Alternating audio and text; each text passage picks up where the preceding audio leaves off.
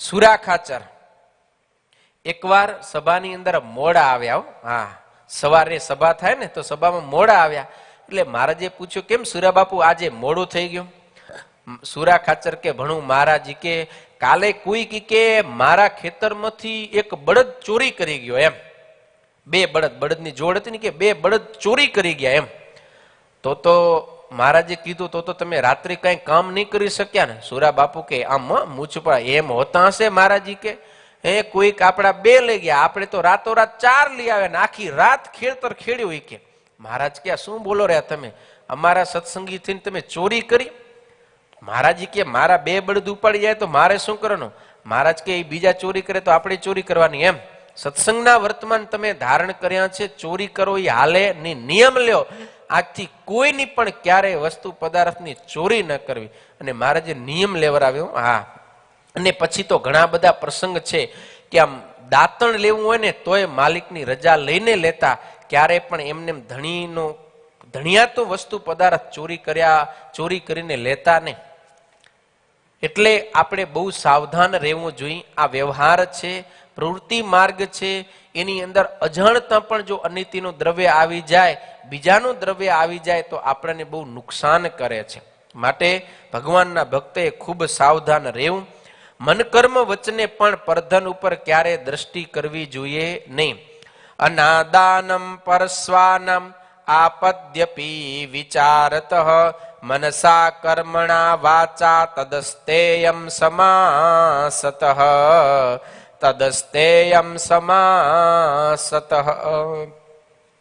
આપત્તિ જેવો કઈ પ્રસંગ હોય ને એ સમયે પણ આપત્તિને વિચારીને પણ મન કર્મ વચને કરીને પારકું દ્રવ્ય ક્યારે લેવું જોઈએ નહીં. એ અસ્તેય એટલે અચોરી ધર્મ છે. ચોરી ન કરવા રૂપ જે ધર્મ છે ને અસ્તેય કહેવાય. અસ્તેયની વ્યાખ્યા શું આપે છે અહીંયા શાસ્ત્રકારો? તો કે આપત્તિ હોય આપણને, જેમાં ઘેલાકોડીને આપત્તિનો પ્રસંગ હતો, એવા સમયે પણ પારકા દ્રવ્ય ઉપર મન કર્મ વચને કરીને પણ કુદ્રષ્ટિ ન કરવી, એને અસ્તેય એટલે કે અચોરી ધર્મ બતાવ્યો છે. માટે ભગવાન શ્રી હરિએ તો પોતાના આશ્રિત ભક્તજનોને આજ્ઞા કર્યો.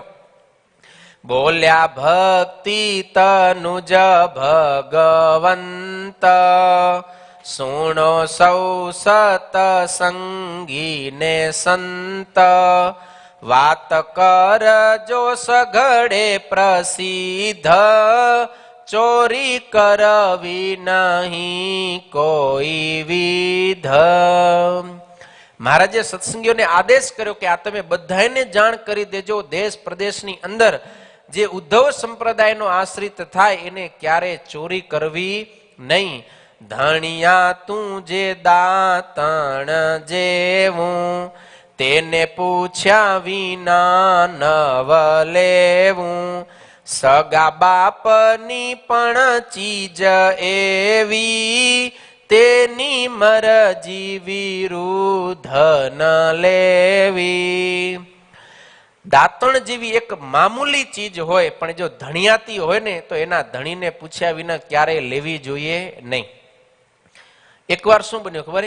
શ્રીજી મહારાજ ગઢપુરથી વડતાલ જતા હતા અને રસ્તામાં કારિયણીમાં રાત રોકાણા. અને એ સમયે ઉપલેટાના વેરાભાઈ એ શ્રીજી મહારાજની સાથે હતા પાર્ષદ તરીકે સેવામાં. એટલે રાત્રિ કારિયણીમાં રોકાણા. બીજે દિવસે સવારે વેરાભાઈએ પાણિયારેથી દાંતણ લીધું, પૂછ્યા વિના દાંતણ લીધું. પછી બધા નદીએ નાવા ગયા. મહારાજે પૂછા કરી કે આ દાંતણ ક્યાંથી લીધું? એ કે પાણિયારેથી. કોઈને પૂછ્યું હતું? તો કે ના મહારાજ પૂછ્યો તો નતો. મહારાજ કે તો ચોરી કહેવાય. વેરાભાઈને ખૂબ પશ્ચાતાપ થયો. મહારાજ પાસે કીધું, મહારાજ ભૂલ થઈ ગઈ, મને પ્રાયશ્ચિત આપો. ત્યારે મહારાજને એમ કીધું, તમારે કારિયાણીથી ગઢપુર હાલીને જવાનું, કારિયાણીથી ગઢપુર હાલીને જવાનું પગપાળા. અને ત્યાં કને રસ્તામાં જેટલા સંતો તમને મળે એ બધાને 10-10 દંડવટ કરવાના. કેટલા? 10-10. અને જે હરિભક્તો મળે એને 5 દંડવટ કરવાના. અને પાછા તમારે ઘેલામાં સ્નાન કરી અને ચાલીને પાછા કારિયાણી આવવાનું. ખાલી એક પાણિયારેથી પૂછ્યા વિના દાંતણ લીધું તોય શ્રીજી મહારાજે કીધું એ ચોરી છે. અને મહારાજે પોતે આટલું એને પ્રાયશ્ચિત આપ્યો. એટલા માટે કીધું, ધણિયા તું જે દાંતણ જેવું, તેને પૂછ્યા વિના નવ લેવું, સગા બાપની પણ ચીજ એવી, તેની મરજી વિરુદ્ધ ન લેવી. કઈ પોતાના હગા બાપની ચીજ વસ્તુ હોય ને તોય પિતાની રજા વિના, એની મરજી વિના ન લેવાય. ઘણા ખબર ને આમ છોકરાઓ પોતાના બાપના પોકેટમાંથી ચોરી કરતા હોય, અને ઘણી ઘરવાળીઓ પણ એવી હોય એમ કે પતિદેવના ખિસ્સામાંથી ને બટવામાંથી ને વોલેટમાંથી ચોરી કરી લે કે આપણો જ છે ને એમ. ભલે આપણો જ છે પણ એ ધણિયા તો ધણીનો છે ને, તો એની મરજીથી એની રજાથી લેવું, એમને એને પૂછા કર્યા વિના ન લેવું. પૂછા કર્યા વિના લેવું એ પણ એક પ્રકારની ચોરી છે. ભલે પરિવારનું દ્રવ્ય છે પણ પરિવારમાં જે અગ્રગણ્ય છે, મોભી છે, એનો માલિક છે, તો સૌએ એની અનુમતિથી એને પૂછીને એની મરજી પ્રમાણે જ વપરાશ કરવો જોઈએ. હવ પોતપોતાની મરજીથી આડેધડ વપરાશ કરવા માંડે તો વ્યવહાર બરાબર ચાલે નહીં. છાની રીતે જે ચોરીને લેશે, જમતે ને ઘણો દંડ દેશે. કોઈ ચોરી કરી એવી રીતે, વાવરે પ્રભુ અર્થે જો પ્રીતે. પ્રભુનો કોપ તે પર થાય, નિશ્ચય તે જન નરકમાં જાય. સાંભળ્યું તમે?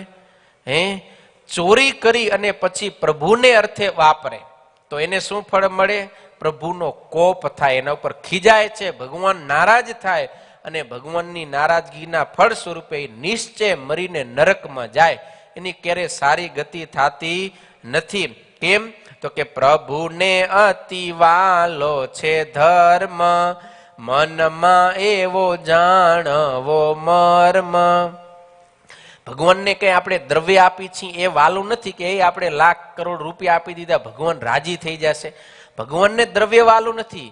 પ્રભુને અતિ વાલો છે ધર્મ. જે ધર્મ પાડે એ જ પ્રભુને અતિશય વાલો છે. આપણે દાન નહીં કરી શકીએ તો કાંઈ વાંધો નથી, પણ આપણે ચોરી ન કરવા રૂપ ધર્મનું પાલન કરતા હશું ને તો ભગવાન આપણા ઉપર બહુ રાજી થશે. આ વાતને મનમાં આપણે બધાને જાણી રાખી અને ધર્મ કાર્યને અર્થે પણ ક્યારે ચોરી કરવી નહીં.